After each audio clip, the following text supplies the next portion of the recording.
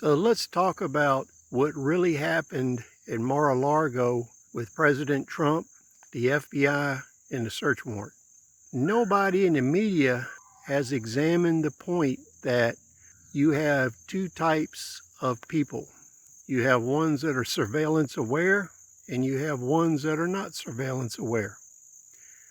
And we know that President Trump is surveillance aware.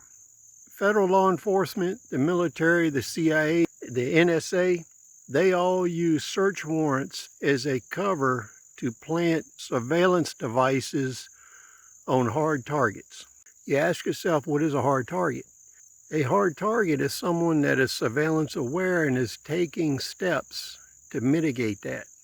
So what happens is, on a normal person or a person that's not surveillance aware, they'll do what's called a sneak and peek, and they'll plant listening devices, tracking devices, and tracking powder, and plant software into computer systems and download computer systems. So what we have here at Mar-a-Lago, they had a failure on the part. They didn't eliminate the video surveillance, because you'll notice in the reporting they specifically asked that it all be turned off during the search warrant. The fact that the lawyer was not allowed in, or anybody else, is a clear indicator that the actual operation was to plant monitoring devices, download computers, and put crawler software on the computers. Now, that crawler software will go out that computer network to contacts. That way they can access computers that have talked to him.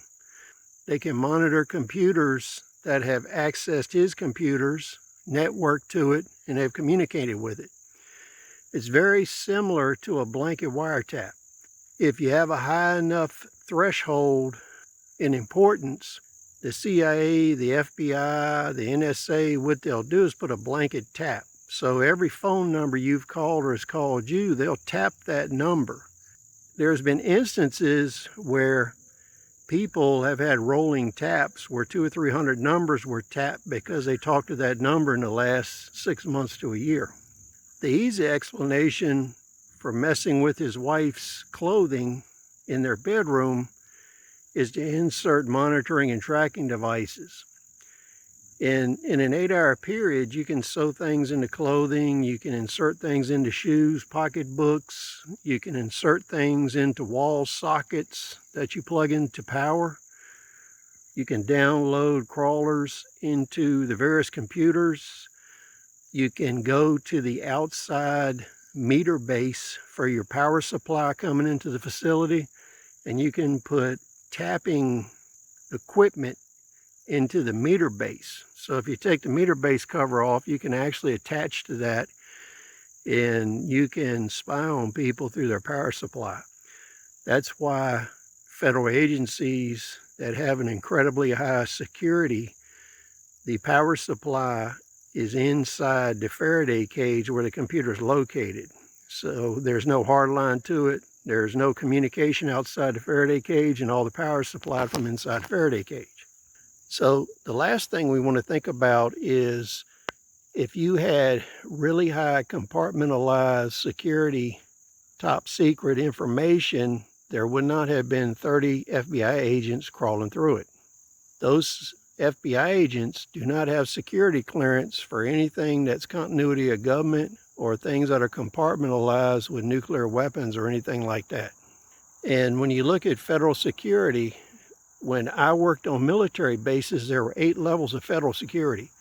Presidential security was level 4, so there was actually 4 levels of security above presidential protection and security detail. I'll give you an example. Continuity of government plans, only 5 or 6 members of the entire Congress are allowed to look at them, nobody else. So there would be no FBI agents looking at that material. There would be no FBI agents looking at nuclear bomb material, targeting material, anything like that.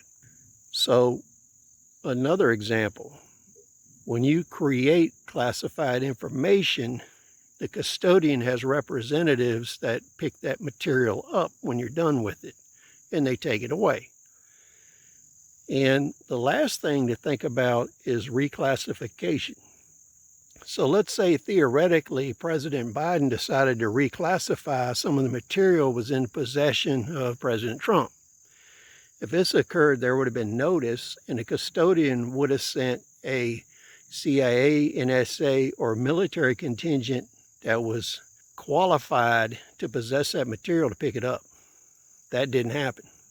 An example of that is I worked on a military base during one of the Gulf Wars, and there was a CIA ops center near there that trained foreign agents.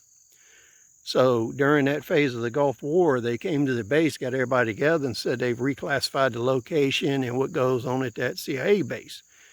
Anybody that mentioned it off the base would be arrested. That sentence has been lifted. So that's an example of reclassification. So just some thoughts and ramblings to give you the true nature of what actually happened at Mar-a-Lago. Share your thoughts. We'll talk later.